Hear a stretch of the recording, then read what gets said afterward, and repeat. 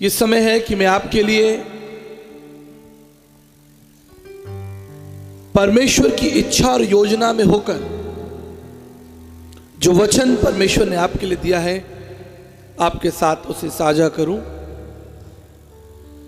क्योंकि जो दर्शन, जो प्रकाशन और भेद की बातें परमेश्वर अपने लोगों को देते हैं, अपने याजकों को देते हैं, वो सिर्फ उनके लिए नहीं होता, वो सब लोगों के लिए होता है। और इसलिए प्रभु ने आपको बुलाया है कि आप उसकी मेज में से खाएं। जब हम भजन संहिता अध्ययन करते हैं तो वहां हम सीखते हैं कि प्रभु ने हमें अपनी मेज पर निमंत्रण दिया है। और ये भोजन केवल शारीरिक भोजन नहीं है, लेकिन आत्मिक भोजन है, जिसके द्वारा आपका मन, आपका प्राण जो है वो जीवित रहेगा। शरीर के लिए तो आप अच्छा भोजन खा सकते हैं, लेकिन आपके मन के लिए जो ऊर्जा है, जो शक्ति है, वो केवल परमेश्वर के वचन में है। इसलिए मैं अपनी सभाओं में लोगों को प्रेरित करता हूं, प्रेरणा देता हूं कि वो बाइबल लेकर आया करें, नोटबुक लेकर आया करें, पेन लेकर आया करें और कुछ लिखें। मैं यकीन दिलाता हूं आपको, वो वचन किसी न किसी दिन, किसी मोड़ पर आपके लिए एक सामर्थ, एक ऊर्जा, एक प्रकाशन, एक ज्योति होगी और आप बच जाएंगे। मेरे साथ वचन निकाले, पहला यूहन्ना उसका 5 अध्याय 12 पद, और इस पर हम मनन करेंगे। और उसके बाद कोई व्यक्ति निकाल लेगा लूका 15 और उसके 20 पद को। पहले हम पढ़ेंगे पहला यूहन्ना 5:12, पहला यूहन्ना 5:12, और उसके बाद लूका 15 और उसके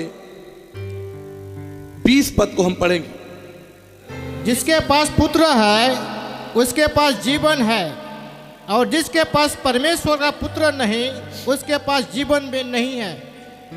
देखिए, मैं पहले दिन से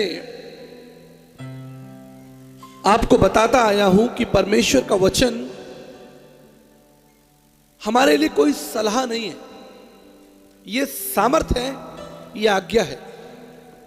परमेश्वर की दृष्टि में चाहे आप एक गरीब व्यक्ति हो और चाहे आप किसी देश के प्रधानमंत्री हो, उसका वचन सब प्राणियों के लिए एक सा है। उसने जो कहा है वो सबके लिए है। उसके वचन में मनुष्य के लिए भेदभाव नहीं है कि ये विशेष जाति का है, ये विशेष समाज का है, ये धनवान है, ये भारत का है, ये पाकिस्तान का है, ये अमेरिका का है, ये चाइना का है। जिस तरह ये सूर्य का प्रकाश सारी पृथ्वी के लिए पर्याप्त है और जरूरी है, ठीक इसी तरह परमेश्वर का वचन हर एक प्राणी के लिए पर्याप्त है और जरूरी है। उसने कहा कि जिसके पास पुत्र है उसी के पास जीवन है, जिसके पास पुत्र नहीं उसके पास जीवन नहीं है। देखिए, वचन ऐसा भी हो सकता था आपको खुश करने के लिए, थोड़ा खुश करने के लिए, कि जिसके पास पुत्र है उसके पास जीवन है, और बात खत्म हो जाती। और लोग सोचते हैं हाँ ठीक है, अच्छी बात है। परंतु मैं आपको स्मरण दिलाना चाहता हूं, जिसके पास पुत्र नहीं है उसके पास जीवन नहीं है। यह कठोर बात है और सत्य है। भारतीय दर्शन में लिखा है, ब्रह्म सत्य जगत मिथ्या, परमेश्वर सत्य है। शब्दों शब्दाक्षर परम ब्रह्मा, शब्दों शब्दाक्षर परम सत्या।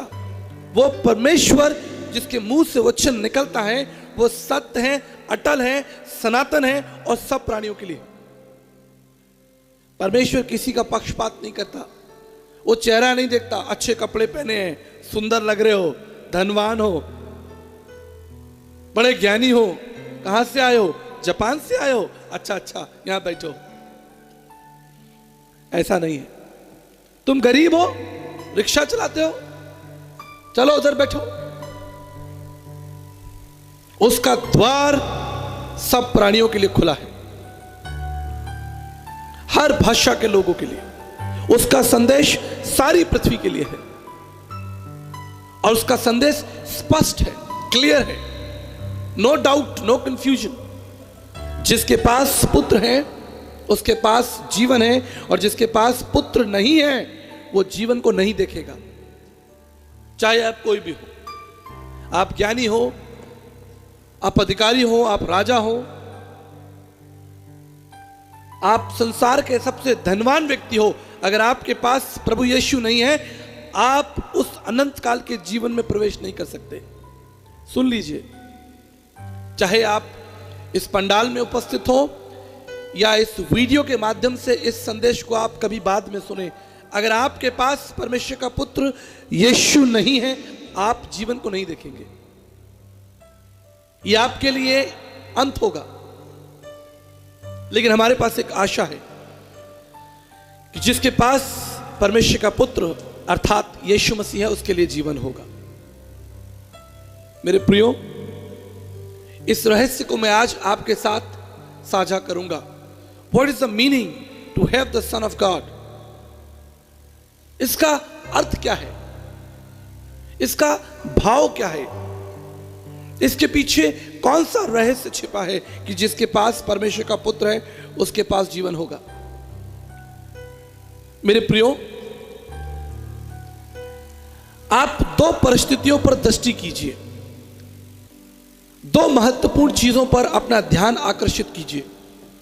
इससे कोई फर्क नहीं पड़ता कि अगर आपको बाइबल का बहुत अधिक ज्ञान नहीं है तो भी कोई बात नहीं। दो चीजें आपको समझनी है, साधारण चीजें आपको समझनी है, और वो क्या है? पहली चीज जो आपको जाननी है कि परमेश्वर सामर्थी है, सर्वज्ञानी है, अटल और अगम्य है। यह परमेश्वर के बारे में है। उस संसार को अपनी बुद्धि से, अपने शब्दों से बना दिया। वो प्रतापी परमेश्वर है, उसके आगे कोई खड़ा नहीं हो सकता। कोई उससे बहस करके, लड़के, युद्ध करके परमेश्वर से जीत नहीं सकता। क्या कोई परमेश्वर का सामना कर सकता है? इससे कोई फर्क नहीं पड़ता आप किस जाति के हैं, समाज के हैं, और आपके पास कितनी ताकत है, कितनी तोप है, टैंकर है आपके पास, कितने बम है, कितने हथियार हैं, आप परमेश्वर का सामना नहीं कर सकते। उसका प्रताप इतना भयंकर है कि अगर वो सूर्य के प्रकाश को भी थोड़ा बढ़ा दे तो आप जलकर मर जाएंगे। उसे कुछ करने की जरूरत ही नहीं होगी। He will just order the sun। इस सूर्य से कहेगा, भैया 50 डिग्री आगे बढ़ो। अभी टेम्परेचर क्या है? शायद 34 तो होगा, 35 तो होगा, 30 प्लस होगा। परमेश्वर को कोई शस्त्र नहीं उठाना, आपको मारने के लिए कोई शस्त्र नहीं उठाना। उससे बस इतना कहना है, सूर्य 50 डिग्री आगे बढ़ो, बस। और सारी सल्तनत, आपकी बुद्धि, आपकी योग्यताएं, आपके हथियार, आपका वैभव, आपकी ताकत, क्षमताएं सब नष्ट हो जाएंगी। ये सूर्य आपको खा जाएगा। इतना प्रतापी परमेश्वर है, इतना सामर्थी परमेश्वर है। इसलिए राजा दाऊद कहता है, I put my trust in Jehovah God. मैं अपना सारा ध्यान, सारा भरोसा उस परमेश्वर पर लगा। वो राजा है लेकिन यहोवा को अपना राजा मानता है। आप समझ रहे हैं मैं क्या कह रहा हूं? हम परमेश्वर के बारे में बात कर रहे हैं। We are talking about God first. वो प्रतापी, जयवंत, सामर्थी परमेश्वर है। जरा कल्पना कीजिए उसके बारे में। उसके कह देने से ब्रह्मांड अस्तित्व में आ जाता है, आप बन जाते हैं, पशु पक्षी बन जाते हैं। प्रतापी परमेश्वर है। दूसरी बात, पहली बात परमेश्वर के बारे में, दूसरी बात मनुष्य के बारे में। दो चीजें आपको जाननी है, सारा रहस्य आपको समझ में आ जाएगा। मनुष्य क्या है? क्या है मनुष्य? अगर आप इसे दार्शनिक दृष्टि से देखें, फिलॉसफिकल, दार्शनिक, तो मनुष्य इस पृथ्वी पर, इस ब्रह्मांड में कीड़े के समान है, कुछ नहीं। क्या आपके अंदर कोई सामर्थ्य है? अगर कोई सोचता है कि मैं बुद्धिमान हूं तो वो मूर्ख है। अगर कोई सोचता है कि मैं महान हूं, तो कितने महान लोगों की कब्र जो है वो हमारे हिंदुस्तान में है। मैं विश्व की बात ही नहीं कर रहा, सिर्फ हिंदुस्तान की बात कर रहा हूं। सारे महान लोग कहां चले गए? बड़े बड़े सम्राट कहां चले गए? योद्धा कहां चले गए? बड़े बड़े अधिकारी और मंत्री कहां चले गए? किसी समय में जिनका खौफ था, लोग उनके आगे गिरते, दंडवत करते, आज वो लोग कहां हैं? मनुष्य कुछ नहीं, मात्र मिट्टी है। परमेश्वर प्रतापी, जयवंत सदा के लिए, और मनुष्य कमजोर, पापी है। लेकिन एक अद्भुत रहस्य बाइबल में लिखा है, बड़ा अद्भुत रहस्य है। यूहन्ना 15:15 में वो प्रतापी, जयवंत, विराट, अगम्य परमेश्वर क्या कहता है? आपको कहता है तुम मेरे मित्र हो। क्या कहता है? आप हो सकते हैं मित्र किसी के, परमेश्वर के। क्या वो प्रतापी और जयवंत परमेश्वर और आप कमजोर, तुच्छ, कीड़े समान, क्या कभी हमारे बीच कोई मित्रता हो सकती है? नहीं हो सकती। लेकिन अगर ये हुआ है, परमेश्वर का वचन है, तो इसके पीछे कोई सिद्धांत होगा। Book of John chapter 15 verse 15 says, "You are my friend." How can be a man, a mortal man, be a friend with immortal God? एक कमजोर प्राणी परमेश्वर का मित्र कैसे हो सकता है? There is secret, there is mystery, एक रहस्य है। लूका उसका 15 अध्याय और उसके 20 पद को पढ़िए। तब वो उठकर अपने पिता के पास चला। वो अभी दूर ही था कि उसके पिता ने उसे देखकर तरस खाया और दौड़कर उसे गले लगाया और बहुत चूमा। देखिए, सीखिए, पवित्र शास्त्र बाइबल में दो महत्वपूर्ण शब्द हैं। जिस तरह सिक्के के दो पहलू होते हैं, इस तरह दो महत्वपूर्ण शब्द हैं, विचार हैं। पहला विचार है पुनरुत्थान। आप कल्पना कीजिए कि अगर बाइबल के अंदर सारी सुंदर कहानियां होती और सिद्धांत लिखे होते, यीशु ने ये किया, यीशु ने वो किया, यहां गए, वहां गए, लेकिन अगर पुनरुत्थान शब्द बाइबल में नहीं होता तो हमारी आशा क्या होती? कोई आशा होती? हमारी भक्ति का कोई लक्ष्य होता, कोई कारण होता? हम सब अपने अपराधों में, अपने अधर्म, अपने पापों में मर जाते और सब कुछ खत्म हो जाता। परंतु पुनरुत्थान शब्द, the word resurrection, is the most powerful word in the Bible. लेकिन आज हम उस पर बहुत ज्यादा चर्चा नहीं करेंगे, उसके विषय में आप जानते हैं। और जो दूसरा शब्द है जो आपको परमेश्वर के निकट ले आता है, या कहें कि परमेश्वर हमारे निकट आता है, वो शब्द है तरस, द कंपैशन। अगर पवित्र शास्त्र बाइबल में ये शब्द ना हो, तरस शब्द ना हो, तो आप परमेश्वर की आराधना नहीं कर सकते, आप उसके गीत नहीं गा सकते, आप उसके निकट नहीं आ सकते, आप उसे जान नहीं सकते, आप उसकी भक्ति नहीं कर सकते। There is no hope if there is no compassion in the Bible. If there is no compassion, there is no hope. बड़ा रहस्यमय शब्द है ये, बहुत रहस्यमय शब्द कि उस पिता ने अपने पुत्र के ऊपर तरस खाया। पिता धनवान है, अभी भी धनवान है, पैसा देने के बाद भी ले गया बेटा, कोई बात नहीं, अभी भी पिता धनवान है, अभी भी पिता सामर्थी है, अभी भी पिता राजमहल के अंदर रहता है, अभी भी पिता के साथ बहुत से कर्मचारी काम करते हैं, अभी भी पिता का जो वैभव है वो खत्म नहीं हुआ, अभी भी पिता का जो शौर्य है वो बाकी है। खत्म किसका हुआ? शौर्य किसका खत्म हुआ? पैसा किसका खत्म हुआ? प्राण किसका खतरे में आया? पुत्र का। बाइबल कहती है कि पुत्र ने अपने पिता से वो शौर्य, वो अधिकार, वो धन लिया और रफा दफा हो गया, भाग गया, निकल पड़ा। लेकिन जब उसका सब कुछ नष्ट हो गया, उसके पिता ने देखा कि वो वापस आ रहा है। The mystery of God is written here, and father moved with compassion. पिता तरस से भर गया। याद रखिएगा मेरी बात, अगर कोई सामर्थी व्यक्ति तरस से भरा है, ये बहुत बड़ा रहस्य है। If a mighty man, any mighty man, any powerful man,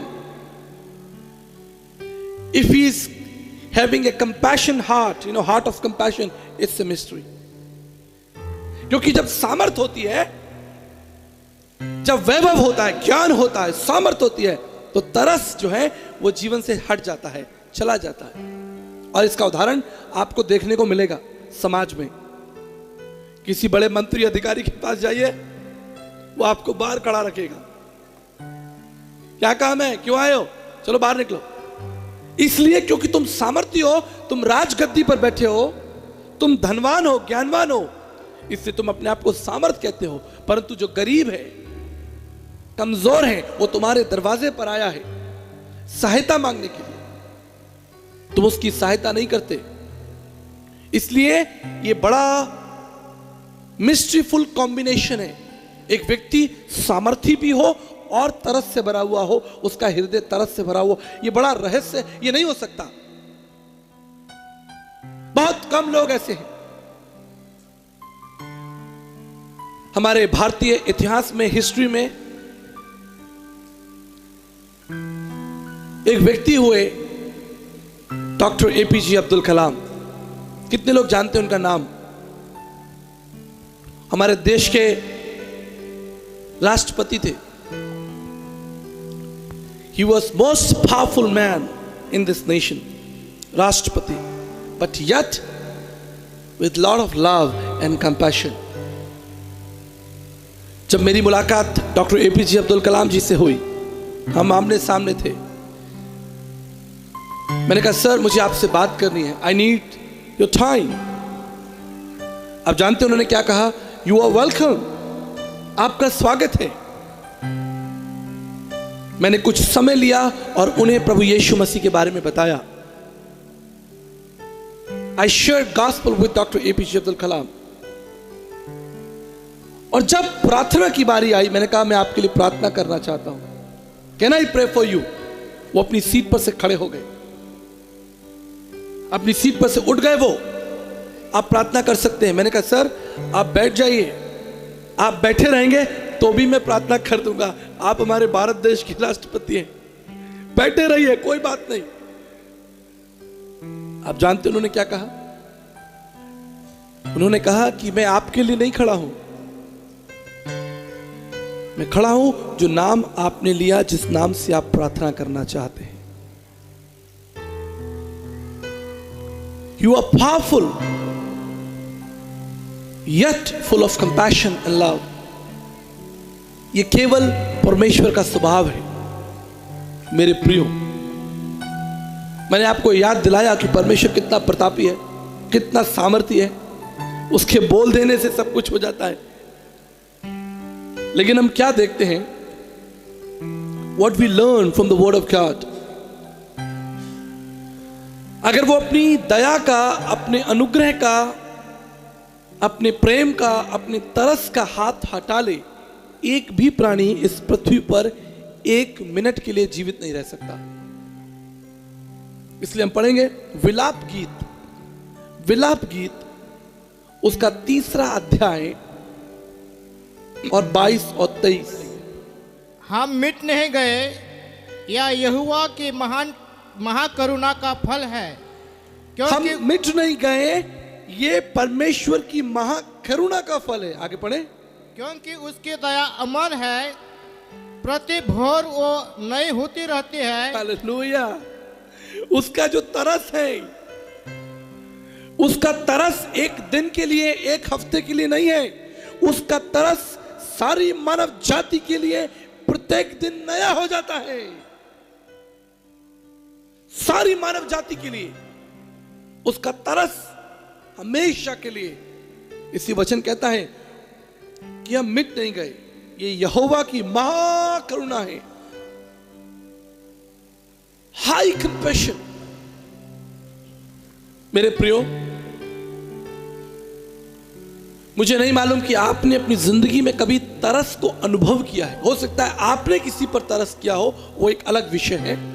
That you moved with compassion for someone, that's a different thing. But my question, have you felt compassion in your life? क्या आपने कभी तरस को अनुभव किया? किसी ने आप पर तरस किया हो? Do you remember any story? आपको वो कोई कहानी याद है? मुझे अपने जीवन की एक कहानी याद है। जब मैं कॉलेज स्टूडेंट था,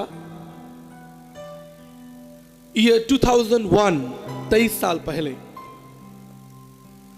तो मुझे बस में यात्रा करनी होती थी। अपने शहर से, जहां मैं रहता था, वहां से मेरे कॉलेज के लिए बस की यात्रा होती थी। और मुझे याद है उस बस का जो टिकट हुआ करता था वो 13 रुपये, अर्थात 13 रुपीज, 13 रुपये प्रत्येक दिन। और एक दिन जब मैं बस में था, जब कंडक्टर मेरे पास में आया, उसने कहा टिकट, तो मैंने अपनी जेब में हाथ डाला और मैंने पाया कि मेरा पर्स मेरी जेब में नहीं है, मेरा जो वॉलेट है मैं अपने घर पर भूल गया हूं। और मुझे बड़ी निराशा हुई। उस कंडक्टर ने मुझसे कहा कि अगर आप आगे यात्रा करना चाहते हैं तो आपको 13 रुपए देने होंगे, नहीं तो आप यहीं उतर जाइए। ये हाईवे था, गर्मी के दिन थे, मई जून का महीना था, लू चल रही थी, गर्मी हवा चल रही थी, और अंततः मुझे बस से नीचे उतरना पड़ा। मेरा हृदय टूट गया, मेरे मन में दुख, मैं कह सकता हूं कि एक निराशा, एक अपमान मेरे हृदय में आया कि अरे मैं यात्रा नहीं कर सकता क्योंकि मेरे पास 13 रुपए नहीं है। 13 रुपए होगी तो यात्रा होगी। वो बस थोड़ी दूर आगे गई, लगभग 100 मीटर 150 मीटर आगे गई और रुक गई। और उसमें से एक व्यक्ति ने दरवाजे पर खड़े होकर मुझसे कहा, इधर आओ, जल्दी आओ, दौड़ कर आओ। मुझे लगा कि मैं अपना पर्स में कोई सामान भूल गया हूं, और मैं दौड़ कर गया और उस व्यक्ति ने मेरे कंधे पर हाथ रखा और कहा, चिंता मत करो, ऊपर आओ, मैं तुम्हारे लिए 13 रुपए दूंगा। और अपनी जिंदगी में पहली बार मैंने तरस को अपने ऊपर अनुभव किया कि किसी व्यक्ति के हृदय में मेरे लिए दया आ गई, तरस आ गया, और उसने मेरा दाम, मेरा मूल्य चुकाया और मेरी यात्रा पूरी कराई। उस समय गूगल पे या जी पे या फोन पे ये सब नहीं हुआ करता था। अगर होता तो मैं निश्चित उसको वो 13 रुपए वापस करता। लेकिन पूरे मार्ग में उसे देखता रहा, और जब मैं मेरा कॉलेज आया, मैंने उसको धन्यवाद कहा और मैंने कहा अगर कभी हमारी मुलाकात होगी तो मैं इस 13 रुपए को याद रखूंगा। और मैं वहां से चला गया।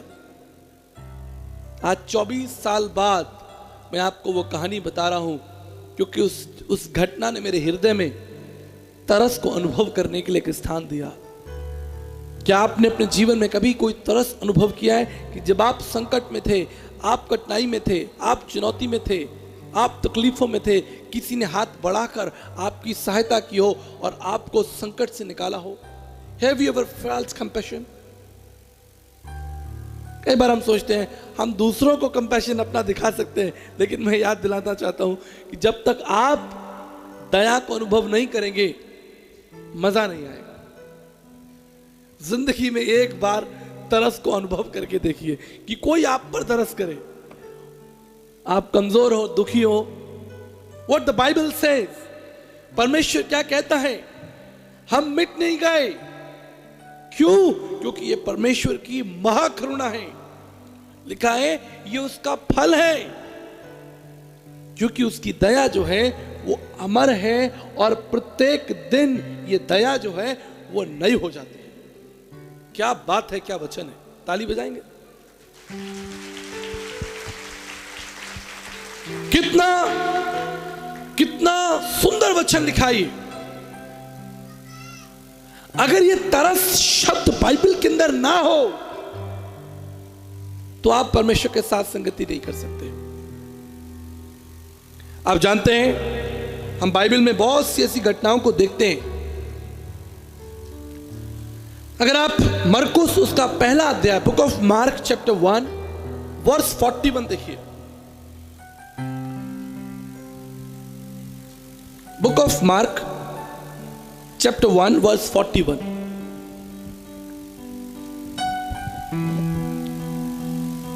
पढ़िए। उसने उस पर तरस खाकर हाथ बढ़ाया और उसे छू कर कहा, मैं चाहता हूं तू शुद्ध हो जा। एक कोढ़ी यीशु मसीह के पास में आया। बड़ी खतरनाक बीमारी है कोढ़, क्योंकि निश्चित कोढ़ एक ऐसी बीमारी है जो ना केवल आपको तकलीफ, शारीरिक तकलीफ देती है, लेकिन ये आपको मानसिक पीड़ा भी देती है, क्योंकि समाज, लोग आपको त्याग देते हैं।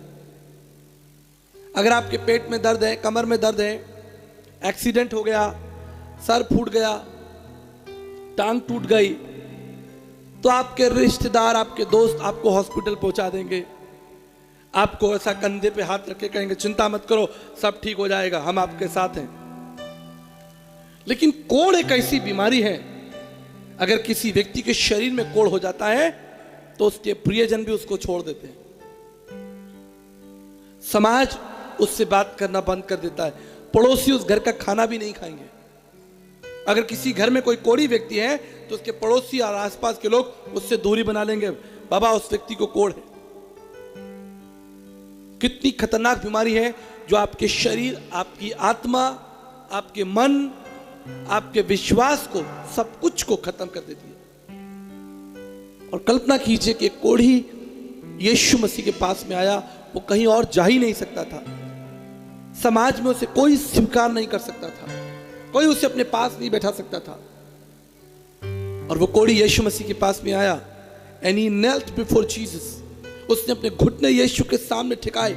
उसकी आंखों में आंसू हैं, उसका भविष्य अंधकार में है, उसके आगे कोई आशा नहीं है, कोई आशा नहीं। नो होप, नो मेडिसिन, कोई दवाई नहीं है, कोई सर्जरी नहीं है, कोई लोग नहीं है, कोई नहीं है उसके आसपास। वो अकेला, दुखी, भूखा, प्यासा, शायद अच्छा भोजन भी ना हो, पीने के लिए पानी भी ना हो, कितनी तकलीफ में होगा। और वो यीशु के पास में आता, घुटने टिकाता, और आप जानते हैं वो यीशु की आंखों में देखकर रोता हुआ कहता होगा, प्रभु मुझ पर दया कर, मुझ पर दया कर। यीशु ने क्या किया और यीशु ने क्या कहा? पढ़ दीजिए, दोबारा पढ़िए, इस वचन को दोबारा पढ़िए, 141 को पढ़े। उसने उस पर तरस खाकर हाथ बढ़ाया, उस पर तरस खाया और उसको हाथ लगाया, छुआ। बाबा रुकिए, सुनिए। मुर्दा जा रहा है, यीशु मसीह ने कहा मुर्दा उठ, और वो मुर्दा उठ गया वचन के द्वारा। सूबेदार, एक व्यक्ति सूबेदार था, वो आया, बोला मेरा सेवक मर रहा है घर पर, तू यहीं से वचन बोल दे, वो जिंदा हो जाएगा। प्रभु ने वहीं से वचन बोल दिया, वो ठीक हो गया। दुष्ट आत्माएं, बीमारियां, यीशु बोलते हैं और लोग चंगे हो जाते हैं। लेकिन इस जगह पर बाइबल कहती है उसने कोढ़ी को अपना हाथ बढ़ाकर छुआ। पता नहीं इससे पहले और कितने सालों हो गए होंगे किसी व्यक्ति ने उस कोढ़ी को छुआ भी नहीं होगा, उसके कंधे पर हाथ ही नहीं रखा होगा, उसको प्रिय नहीं जाना होगा, उसको प्रेम का अनुभव नहीं किया होगा। यीशु मसीह ने अपना हाथ बढ़ाकर, बाइबल कहती है, उस पर तरस खाया, उसे छुआ, और आगे क्या लिखा है? उसे छू कर कहा, मैं चाहता हूं तू शुद्ध हो जा। और आगे? और तुरंत उसका कोढ़ जाता रहा और वो शुद्ध हो गया। जिसके पास परमेश्वर का तरस है, he who has the compassion has the life, he who does not have the compassion of Jesus has no life। जिसके पास पुत्र है, अर्थात जिसके पास परमेश्वर का तरस है, उसके पास जीवन है। अगर आपके पास परमेश्वर के पुत्र प्रभु यीशु मसीह का तरस है, if you receive his compassion, अगर आप उससे उसका तरस मांग लें, वो आपको जयवंत कर देगा। कई बार हम उससे बहुत कुछ मांगते हैं, but I teach people, look for the compassion of God, don't be over smart. बुद्धिमान मत बने, परमेश्वर के सामने घमंडी ना बने, परमेश्वर को यह प्रतीत ना कराएं, यह प्रकट ना कराएं कि आप बहुत शानदार व्यक्ति हैं, आप बहुत महान व्यक्ति हैं। याद रखिए, अगर आप परमेश्वर के तरस को प्राप्त करना चाहते हैं, केवल एक ही मार्ग है। जब यीशु मसीह ने कहा मार्ग मैं हूं, कई बार इस पर बहस होती है, बड़े बड़े थियोलॉजियन और दूसरे धर्मशास्त्री इस पर बहस करते हैं कि यीशु मसीह एकमात्र मार्ग कैसे हो सकता है। Why Jesus is the only way? Listen the word of God says. परमेश्वर का वचन क्या कहता है, सुन लीजिए। मार्ग का मतलब यह कोई पत्थर की सड़क नहीं है। मार्ग का मतलब यह कोई रास्ता नहीं है जिस पर हमने लकड़ी बिछा दी हो। मार्ग है परमेश्वर का तरस। Do you have the compassion of God? अगर आप अपने पापों को क्षमा मांग लेंगे, परमेश्वर तरस से भर जाएगा। अगर आप उसके सामने घुटने टिकाएंगे तो परमेश्वर तरस से भर जाएगा। इस कोढ़ी ने कहा, प्रभु मुझ पर दया कीजिए। एक ही मार्ग है, जब आप घुटने टिका देते हैं, परमेश्वर, दयालु परमेश्वर अपने तरस को आपके ऊपर उंडेल देता है और आप बच जाते हैं। जब यीशु मसीह कहते हैं मैं मार्ग हूं, वो बिल्कुल सही कह रहा है, क्योंकि उसके तरस में जीवन है। जब ये जवान लड़का अपने पिता के पास में आया, आप जानते हैं इसने क्या कहा? इसने कहा, पिताजी मैंने आपके विरोध में और स्वर्ग के परमेश्वर के विरोध में पाप किया है। बाइबल कहती है उसके पिता का हृदय तरस से भर गया। बचने का कोई दूसरा तरीका नहीं था। No alternatives, no other options, there is only one option. If you have compassion of Jesus, you will have the life. जिसके पास तरस नहीं है, उसके पास जीवन नहीं होगा। हम कहानी पढ़ते हैं नेक यात्री की, सामरी यात्री की। वो मार्ग में था, उसे डाकुओं ने लूट लिया, उसे घायल किया। याजक और लेवी उसे देखकर चले गए, लेकिन एक सामरी यात्री वहां पर था। वचन कहता है उसने उस घायल व्यक्ति को देखकर उस पर तरस खाया और उसका प्राण बच गया। एक ही तरीका था, तरस। जब तक दया नहीं है, तरस नहीं है, तब तक आप उस जीवन को कभी नहीं प्राप्त कर पाएंगे। मैं अपने जीवन की एक सच्ची कहानी आपको बताता हूं। मैं एक मिठाई की दुकान में था, स्वीट शॉप, एक बड़ी शानदार मिठाई की दुकान, जिसके अंदर लोग मिठाइयां खरीद रहे थे, महंगी महंगी मिठाइयां। और बाहर कुछ गरीब बच्चे खेल रहे थे। उस मिठाई दुकान के आसपास जाते हुए लोगों से वो मिठाइयां मांग रहे थे। मैं उस मिठाई की दुकान में था और मैंने देखा कि एक बच्चा, छोटा बच्चा, जिसके शरीर, जिसका गंदा था, जिसके पैरों में चप्पल नहीं थी, और वो कांच में से ऐसे मिठाई को देख रहा था, इस तरह से अंधेरे में ऐसा बना के मिठाइयों को देख रहा था। और मैं दुकान के अंदर उससे देख रहा था कि वो मिठाइयां देख रहा है, मैं उसे देख रहा हूं, वो मिठाइयां देख रहा है। मैंने उससे इशारा किया, अंदर आओ। उसे विश्वास नहीं हुआ, he could not believe। उसने पीछे मुड़कर देखा कि क्या ये किसी और व्यक्ति के लिए निमंत्रण है, इशारा है, या मेरे लिए। मैंने कहा भाई तुम्हें ही बुला रहा हूं, जल्दी आओ। जैसे उसने आने का प्रयास किया, the moment he started enter, वहां पर जो गार्ड खड़ा था, दुकानदार खड़ा था, जो मैं कह सकता हूं कि सिक्योरिटी गार्ड खड़ा था, उसने उस बच्चे को धकेल दिया, पुश कर दिया। कहां जा रहे हो? निकलो यहां से, भागो यहां से। और छोटा बच्चा वहीं दरवाजे पर खड़ा रह गया, कुछ नहीं कर सकता था, क्योंकि दरवाजे पर कौन खड़ा है? एक गार्ड खड़ा है, वर्दी में, उसके हाथ में एक डंडा है, और वो उस गरीब कमजोर बच्चे को दुकान के अंदर नहीं आने दे रहा। अब दुकान के अंदर मैं हूं, बच्चा बाहर है, और दरवाजे पर वो सिक्योरिटी गार्ड है। लोग इस कहानी में हैं। मैंने जब इस परिस्थिति को देखा, मैं आगे बढ़ा, मैंने दरवाजा खोला, उस बच्चे का हाथ पकड़ा और उसे अंदर ले आया। गार्ड ने मुझे देखा और कुछ नहीं कहा, नॉट अ सिंगल वर्ड। उससे मुझे देखा और साइड में हट गया कि मैं उस बच्चे को दुकान के अंदर ले जा रहा हूं। मैंने उसे सोफे पर बैठाया, उसके लिए मिठाई खरीदी। मुझे आज तक याद है, उसने कहा मैं एक लस्सी भी पीऊंगा। आप लस्सी जानते हैं? उसने कहा मैं एक लस्सी भी पीऊंगा। मैंने कहा एक लस्सी भी पियो। और मैं वहीं बैठकर लस्सी पीने लगा और वो भी वहां लस्सी पीने का तुरंत हो गया। और मैंने उसके लिए कुछ मिठाइयां खरीदी और कहा कि जाओ अपने घर भी ले जाओ। मेरे प्रियो, जब मैं दुकान से बाहर निकला, पवित्र आत्मा मुझसे बात करने लगा। गरीब कमजोर लड़का, एक पापी व्यक्ति जिसकी हालत कमजोर है, और वो गार्ड जो वर्दी में है, वो लॉ है, नियम है, कानून है।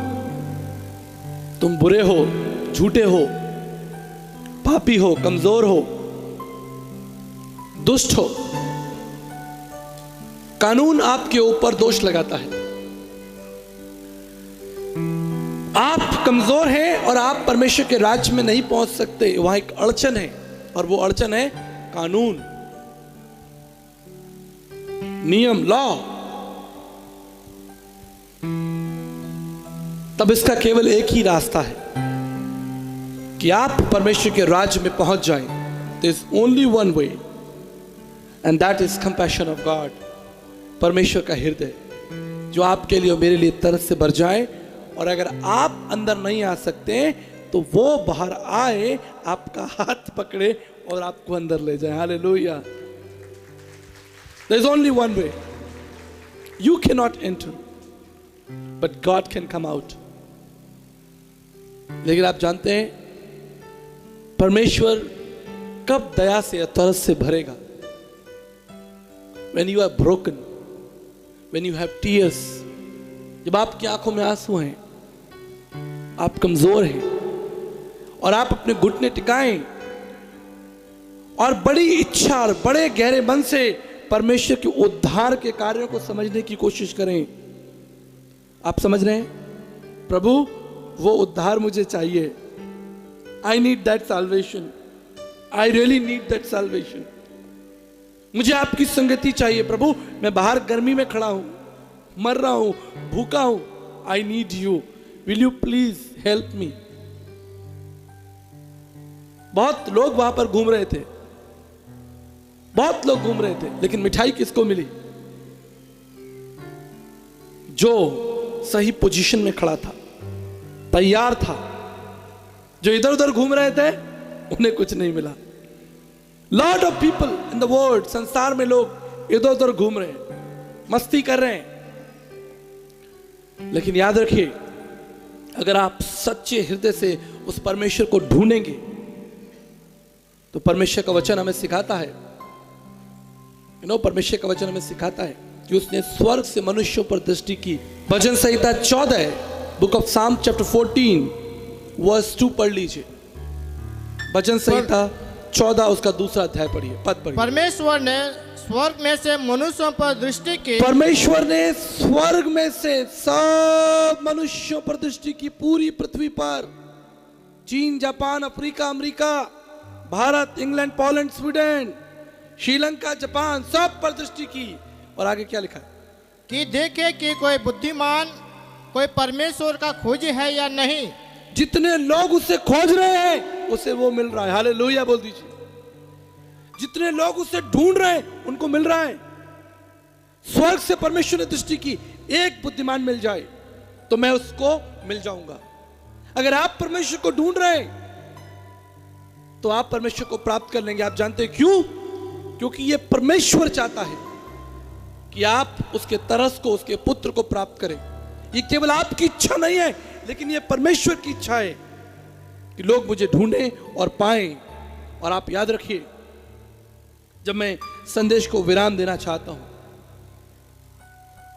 Book of Matthew chapter 9 verse 36. Very powerful verse. बहुत ही सामर्थी वचन, अंडरलाइन कर लीजिए, लाल पीला कर लीजिए, इस पर लिख लीजिए, highlighter. Book of Matthew chapter 9 verse 6. परंतु इसलिए कि तुम जान लो कि मनुष्य के पुत्र को पृथ्वी पर पाप क्षमा करने का अधिकार है. Matthew 9 chapter 36. And God, Jesus moved with compassion. बड़ी भीड़ को देखा. जब उसने भीड़ को देखा Hallelujah. This is the word. जब उसने एक बड़ी भीड़ को देखा तो उसको लोगों पर तरस आया. Hallelujah. ये देखिए, प्रतापी परमेश्वर, सामर्थी परमेश्वर बड़ी भीड़ को देखकर तरस से भर रहा है. लेकिन याद रखिएगा, उसका तरस वही ठहरेगा जो उसे प्राप्त करना चाहता है. उसका तरस उसी को मिलेगा जो आगे बढ़कर उस कोड़ी के समान अपने घुटने टेके और कहे कि प्रभु, Lord, I need that compassion. प्रभु, मुझे आपकी आवश्यकता है. बारिश हो रही है, प्रकाश हो रहा है, लेकिन अगर आप अपने आप को दरवाजे में बंद कर लें, एक कमरे में बंद कर लें, यह सूर्य का प्रकाश आप तक नहीं पहुंच सकता, क्योंकि आपने अपने आप को अंधकार में बंद कर लिया है, एक दरवाजे के अंदर बंद कर लिया है. लेकिन जब दरवाजा खोलकर आप मैदान में आएंगे, यह सूर्य का प्रकाश आपको शक्ति देगा, ऊर्जा देगा. आज बहुत से लोग कहते हैं हमारे जीवन में परमेश्वर का कोई काम नहीं हो रहा, हम प्रार्थना कर रहे हैं, हमारे जीवन में परमेश्वर का काम नहीं हो रहा. Have you knelt down like this leper? क्या आपने इस कोढ़ी के समान अपने आप को, क्या आपने इस जवान लड़के के समान प्रभु से कहा कि प्रभु, मैं उठकर आपके पास आना चाहता हूं? बाइबल कहती है उसका पिता तरस से भर गया. मेरे प्रियो, जब मैं अपने संदेश को समाप्त करना चाहता हूं, आपको तरस का एक बहुत सामर्थ्य उदाहरण दूंगा और आपके लिए प्रार्थना करूंगा. What is compassion and what compassion can do? Let me explain you. तरस क्या है और ये तरस क्या कर सकता है, इसका मैं आपको एक उदाहरण देना चाहता हूं. आपने लकड़ी के क्रूस को देखा होगा. हजारों सालों से ये लकड़ी, ये क्रूस लोगों के लिए मृत्यु का साधन था. इस पर बड़े बड़े अपराधियों को लटकाकर मार दिया जाता था. Cross was sign of death and pain and suffering. लोग क्रॉस को देखते और डर के भाग जाते. कोई क्रूस को छूना नहीं चाहता, कोई क्रूस के पास नहीं आना चाहता. लोग दूर से क्रूस को देखते और भाग जाते. A sign of death, a sign of pain and suffering. मृत्यु, पीड़ा, दर्द और अपमान का चिन्ह था. ना जाने इस क्रूस ने कितने लोगों के प्राण ले लिए होंगे, कितने लोग इस क्रूस पर चढ़कर मर गए होंगे. Thousands of people in Romans time. लेकिन एक दिन ये क्रूस दयालु प्रभु यीशु मसीह के हाथों में आ गए. दयालु प्रभु यीशु मसीह, a God who is having compassion in his heart. Bible कहती है कि जैसे यीशु ने इस कोढ़ी को छुआ, उसका कोढ़ खत्म हो गया. ठीक इसी तरह यीशु मसीह ने क्रूस को छुआ. He touched, they become one. और क्रूस का इतिहास बदल गया. अब कोई क्रूस से डरता नहीं, अब क्रूस को देखकर कोई भागता नहीं. अब लोग नहीं कहते कि यह मृत्यु का और पीड़ा का और मृत्यु का चिन्ह है.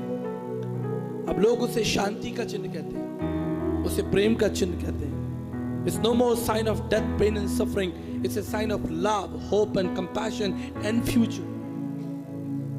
अगर यीशु मसीह इस लकड़ी के जीवन को बदल सकता है, तो समझिए आपका जीवन कितना ही काला क्यों ना हो, आपका इतिहास कितना ही गड़बड़ से भरा क्यों ना हो. If you have the Son of God, you will have life, you will have testimony. अगर आपके पास परमेश्वर का पुत्र यीशु है, आपके पास एक जीवन है और उस जीवन में गवाही है और उस गवाही में एक आशा है, आपके लिए भविष्य. उसने स्वर्ग को छोड़ा, मनुष्य बन गया, ताकि आप जो पापी मनुष्य हैं वो परमेश्वर की संतान बन जाए। प्रभु के महान दास साधु सुंदर सिंह जी ने कहा था, Jesus died for you, you live for him. यीशु मसीह तुम्हारे लिए मारा गया, तुम उसके लिए जियो। मेरे प्रियो, आज का संदेश यही है, He who has the Son has the life। जिसके पास परमेश्वर का तरस है उसके पास जीवन है, और जिसके पास परमेश्वर का पुत्र प्रभु यीशु वो कंपैशन, वो तरस नहीं है, उसके पास जीवन नहीं है। मेरी यही प्रार्थना है इस मंच के माध्यम से कि आपके पास परमेश्वर का पुत्र हो, आपके पास वो दया, वो तरस हो, वो भविष्य हो। और जितने लोग यहाँ बैठे हैं, जितने लोग यहाँ बैठे हैं, आप सब आसमान में उठाए जाएं। जिसके पास उसका पुत्र होगा वो आसमान में उठाया जाएगा। हालेलुया। जिसके पास उसका तरस होगा वो खींच लिया जाएगा, स्वर्गदूत उसको उठा लेंगे। जिस तरह यहूदियों के दरवाजे पर वो चिन्ह लगा था, मृत्यु के फरिश्ते आए, उन्होंने देखा, अच्छा ये प्रभु का चिन्ह है, चलो आगे बढ़ो, इन्हें छोड़ दो। जिनके पास चिन्ह नहीं था वो मर गए। ठीक इसी तरह जिसके पास परमेश्वर का पुत्र यीशु होगा वो बच जाएगा, वो हवा में उठाया जाएगा। हम सब सदा के लिए जिएंगे। यही बात पौलुस कहता है कि स्वर्गीय बातों पर ध्यान रखो। प्रभु आपको आशीष दे, आपकी सहायता करे, आपकी अगुवाई करे। और मेरी यही प्रार्थना है कि आपके पास परमेश्वर का पुत्र यीशु मसीह